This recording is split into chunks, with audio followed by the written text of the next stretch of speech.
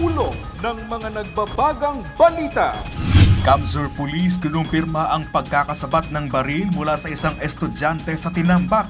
Pulisya na babahala sa insidente. Mataas na singil sa kuryente, tubig at iba pa. Nangunang nagtulak sa pagtaas ng inflation rate sa Bicol Region. Inabando ng tanim na marijuana nadiskubre sa bayan ng Bula. At Governor Mariano Villafuerte Community College sa Pasacao magbubukas na ngayong school year.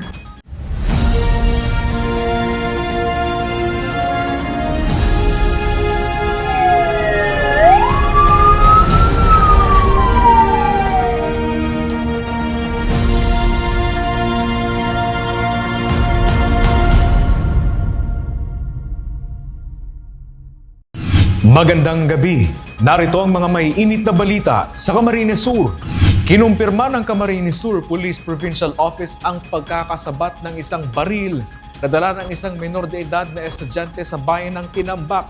Ang ilang paralanahan sa Camarines Sur, pinaigting pa ang seguridad kasunod ng sunod-sunod na insidente ng banta sa seguridad sa mga paaralan. Narito ang ulat.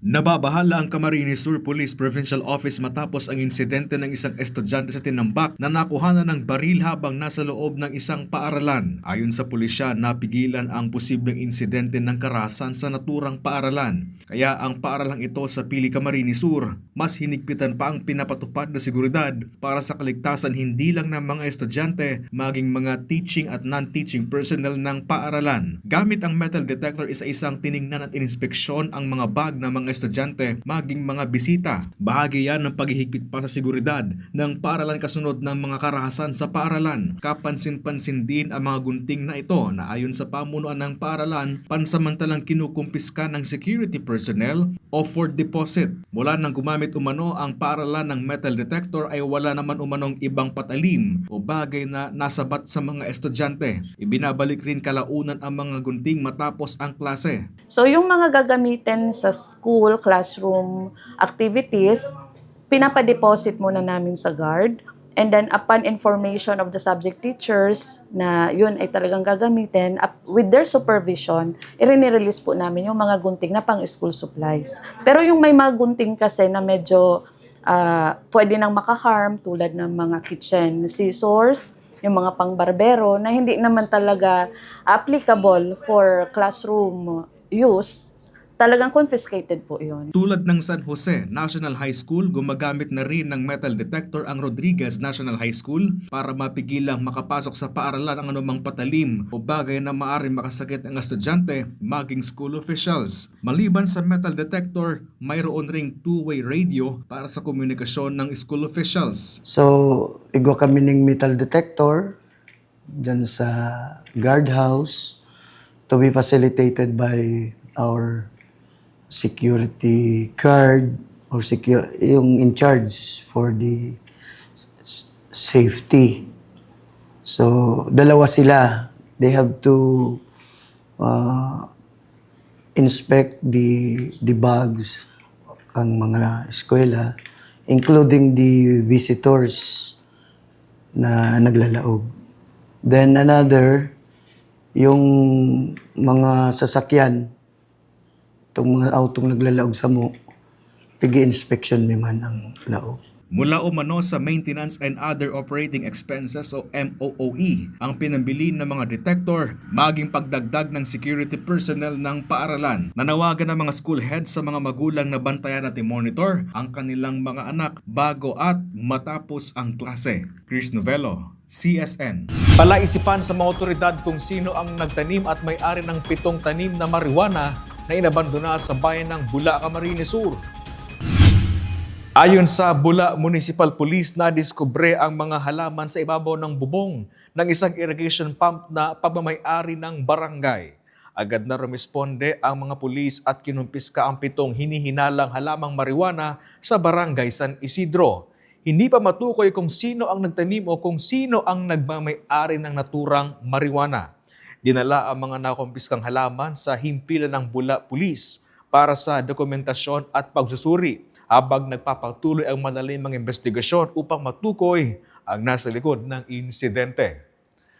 Naramdaman kahapon sa Camarines Sur at kalapit probinsya ang magnitude 5.2 na lindol na ayon sa PHIVOLCS aftershock ng nangyaring lindol sa Claveria, Masbate na itinuturing ngayon ng ahensya bilang earthquake swarm. Si Regine Bues ang detalye. Naramdaman sa Naga City at ilang bahagi ng Camarines Sur ang pagyanig na mula sa sunod-sunod na lindol sa bayan ng Claveria, Masbate. Tectonic ang origin ng naturang pagyanig. Ayon sa PHIVOLCS, kasunod yan ng magnitude 5.4 na lindol nitong Lunes, July 13 na nasundan ng sunod-sunod na pagyanig na ayon sa PHIVOLCS maituturing ng earthquake swarm. Ang earthquake swarm ay sunod-sunod na paglindol sa iisang lugar ng walang malinaw na main shock na sinusundan ng mga aftershock. Mula July 13 hanggang July 14, umaabot na sa 54 ang na-record ng ahensya na pagyanig at patuloy pa rin ang pagyanig hanggang ngayon. Kabilang sa mga naitala ang 5 lindol na umaabot sa intensity 5, magnitude 1.6 hanggang 5.4. Magnitude 1.6 hanggang 5.4 naman ang average na lakas ng mga pagyanig dulot ng earthquake swarm na may lalim na 1 hanggang 45 km. Patuloy naman ang paalala ng mga otoridad lalo na sa mga nakatira sa mga baybayin na manatiling mapagmatsyag, sumunod sa mga abiso ng PHIVOLCS at mga lokal na pamahalaan at isabuhay ang duck cover and hold sa kakaling muling lumindol. Samantala panahon ng COVID-19 pandemic o October 2021 nang huling maramdaman ng earthquake swarm sa Camarines Sur. Regine Bues, CSN. Kung noon pagkain ang nagtulak sa pagtaas ng inflation rate, ngayon ang mataas na singil naman sa housing, kuryente at tubig at iba pa ang nagtulak sa mataas na inflation o bilis ng antas ng pagtaas sa presyo ng mga bilihin. Narito ang ulat. Mula sa dating 1,000 pesos na binabayarang bill sa kuryente, sumipa yan sa higit 4,000 pesos ang binayaran nitong Hunyo ni Tatay Nelson ng Milaor, Camarines Sur, bagay na mabigat umano sa bulsa. Paano na lang umano ang pagbabudget kung sabay-sabay ang pagsitaasa ng mga bayarin? Mga bata, siyempre. Kano po mga bata? Mga bata, magamit ng bawakan. Nakabad-gabad sa uyan, bulsa. Sa huling tala ng Camarines Sur 2 Electric Cooperativo Casureco 2, umalo sa higit 12 pesos per kilowatt hour ang singil sa kuryente nitong Hunyo. Mas mataas sa higit 10 pesos per kilowatt hour na power rate nitong Mayo. Sa pananaliksik ng news team, nagsimulang sumipa ang pagtaas ng singil sa kuryente nitong buwan ng Abril. Ang mataas sa singil sa kuryente, isa lang sa mga nakapag-ambag sa mas mataas na inflation rate sa Camarines Sur maging sa Bicol Region. Main driver dito is electricity. Pagdating sa housing water na housing water and electricity kasi sila yung may mataas na share sa inflation. Basically, titingnan mo yan, kung nagbayad ka ng kuryente ngayong buwan, parang i-lemonize natin. Kung nagbayad ka ng kuryente ngayong buwan, ilang percent kaya ng budget ng family mo nakuha? Parang ganun yung isipin natin as to the share. Pero as to the main driver, tinitingnan natin kung tumaas ba yung mga yun o hindi. 8.7% ang naitalang inflation rate sa Bicol Region o ang bilis sa pagtaas sa presyo ng mga pangunahing bilihin. Tumaas pa yan mula sa 8.3% na inflation rate nitong buwan ng Mayo. Kasabay nito, sumadsad pa ang purchasing power ng piso sa Camarines Sur sa 0.69 centavos ayon sa Bangko Sentral ng Pilipinas. Ibig sabihin, mas kakaunti na lang ang nabibiling produkto ng pera ngayon kung ikukumpara noong 2018. Sa kabila nito, nanawagan ng BSP sa publiko na maging responsable sa paggastos ng pera. Ng purchasing power, everybody is affected. Ano ang implications kaiyan? Ano ang magiging actions on that? Yaon kita naman sa talagang sa pagpapapromote ng giraray na wise spending, and at the same time, yaon mag-giraray kita naman sa na we really have in these trying times, yaon mag-giraray kita naman sa itong mga ways and means on how we could maximize given this scenario nga na igwa kitang kain. Kasi the data speaks. Okay, the situations are being monitored, Okay, ang suggestion ta kaya talaga is really to really stick to the duman kita sa mga measures, sa mga ways and means on how we could really maximize given the realities na yan sa mga realities na araw kay. Sa forecast ng PSA, posibleng tumaas pa ang inflation rate kung magpatuloy ang pagsipa sa presyo ng mga pangunahing bilihin. Chris Novello, CSN.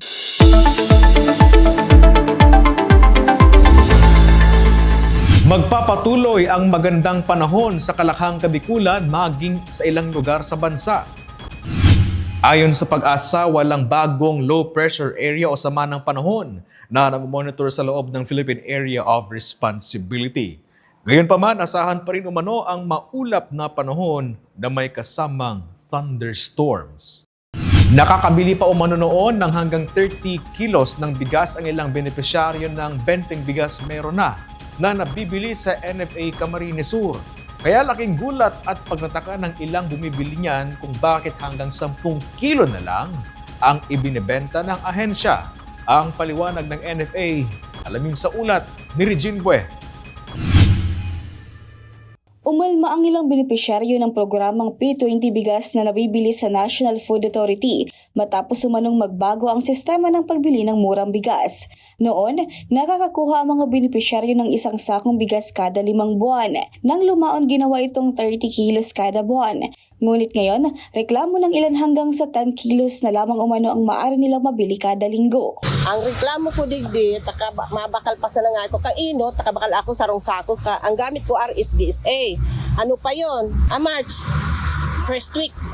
March. This dapat, sabi nila, 5 months daw. Magpa 5 months na. Ang tagal na. Isang sako lang. Ano ba yun? Magkasya ba yun sa 5 buwan? RSBSA. Ngayon, sabi ko, tinanong ko, ilang kilo ba ang mabibili namin na ang dala namin RSBSA? 10 kilo na lang daw. Bakit 10 kilo? Sabi ko, sino bang nakakataas daw? Hindi ko alam kung sinong nakakataas. Dapat na, kung sinabi ng 30 kilos, okay na yun. Kasi malalayo ang mga aganin doon. Sa pamasahe lang kulang. Ngayon lang ata ang 10. Diba? Ngayon lang ang 10. Kahapon nag-release pa ng 30 kilos. Ngayon 10 kilos. Ano ba yun? Hirap na nga ang tao, pinapahirapan pa. Ang sabi kaya po, ang first week, 30 kilos po ang makukuha. Ngayon po, 10 kilos lang po, may hilang po ako sa puso, na ang sarong simana po, sarap hindi pa ako maligdi. Mabalik na naman po. 10 kilos. Ang pamasahe man po, 50-50, back and forth, 100. Lugi naman po kami. Ayon sa Food Terminal Incorporated na naka-assign sa Camarines Sur, 10 kilo talaga ang orihinal na nakasahad sa programa na maaaring mabili ng bawat benepisyaryo mula sa piling sektor kada linggo. Pansamantala lamang umanong ginawang 30 kilos kada buwan ng paglabas ng bigas noon upang hindi na paulit-ulit na bumiyahe ang mga benepisyaryong nagmumula pa sa malayong lugar.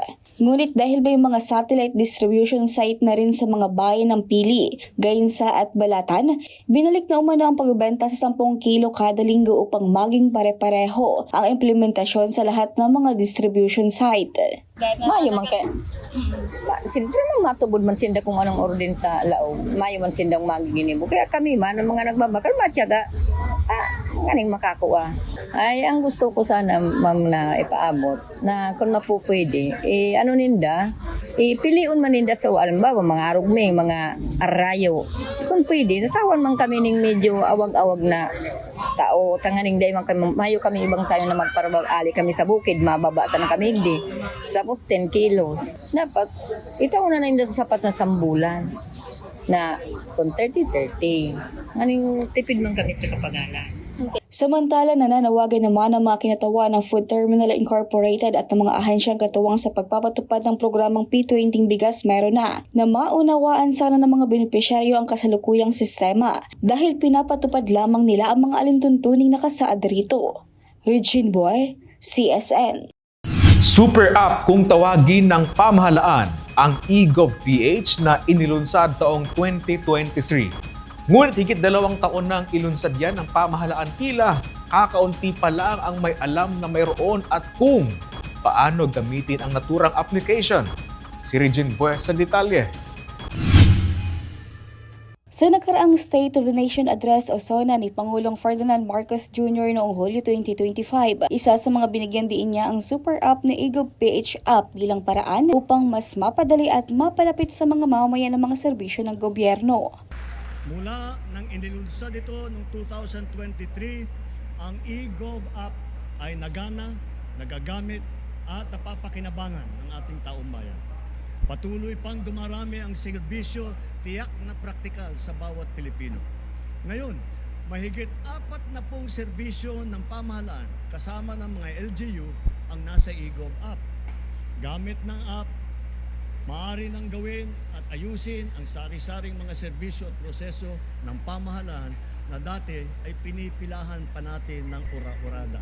Ngayong papalapit ng ikalimang SONA ng Pangulo sa huling linggo ng Hulyo, balikan natin ang isa sa mga proyektong kanyang binanggit noong nakaraang taon. Layunin ng eGov PH app na pagsamahin sa iisang mobile application ang iba't ibang serbisyo ng pamahalaan. Fully digitalized na hindi na kailangan pang pumunta sa physical office ng isang customer at iwas rin sa red tape at korupsyon. Kabilang dito ang pag-access sa mga government IDs, paghahanap ng trabaho, pagkuha ng mga dokumento at iba pang serbisyo ng mga ahensya ng gobyerno at pati na rin ang mga local government unit. Naglibot ang news team upang alamin kung alam at nagagamit ba ito ng publiko. Bagamat marami pa rin hindi pa alam ang tungkol sa app, may mga gumagamit naman ito na nagsabing nakatulong ito sa kanilang mga transaksyon. Isa sa kanilang binigyang halaga ang digital version ng mga government IDs, lalo na ang national ID na maaaring maipakita sa pamagitan ng app kapag kinakailangan. Ayon kay Eileen, naging malaking tulong sa kanya ang eGov PH app nang hindi natanggapin ang kanyang physical national ID dahil kupas na ang larawan nito. Opo, tapos papahiling ko lang talaga siya doon sa may ka-data ka lang. Halimbawa, kung nagduman ako sa may transaction ako at asanaga, kahit puwaning ID, kailang si ID kung physical ID ma'am, may na paid na kaisimukha ako. Sa eGov lang ako pinahiling ko lang ma'am, tig-accept po nila. Habang papalapit na ang ikalimang SONA ni Pangulong Marcos, patuloy ding binabalikan ng publiko ang mga programa at pangakong kanyang inilahad noong nakaraang taon. Kabilang na ang pagpapalawak ng digital na serbisyo ng pamahalaan sa pamamagitan ng eGov PH app. Regine Bues, CSN. Kasabay ng panibagong school year ay ang pagbubukas rin ng panibagong campus ng Governor Mariano Villafuerte Community College o GMVCC ngayon sa bayan ng Pasakaw. Matatagpuan ang GMVCC campus sa Barangay Tinalmud na inaasahang magbibigay ng mas madaling access sa kolehiyo para sa mga kabataan sa bayan at mga karatig lugar. Kabilang sa mga unang kursong iaalok ng kolehiyo ang Bachelor of Science in Entrepreneurship upang ihanda ang mga estudyante sa pagnenegosyo at iba pang oportunidad sa trabaho. Ayon kay Mayor Nino Tayco ng Pasakaw, hindi na kakailanganin pa ng maraming kabataan at mag-aaral mula sa coastal at upland barangays ng Pasakaw. Gayun din ang ilang residente ng karatig bayan ng Libmanan na bumiyahe pa sa malalayong lugar upang makapag-aral ng kolehiyo. Nagpapasalamat din ang alkalde kina Governor El Rey Villafuerte, Congressman Luigi Villafuerte at sa provincial government ng Camarines Sur sa pagsuporta sa pagbubukas ng bagong community college sa bayan. At yan ang mga maiinit na balita ngayong araw sa Camarines Sur. Kami ang Camser News. Ako po si Chris Novello. Diyos mabalos sa pagtitiwala.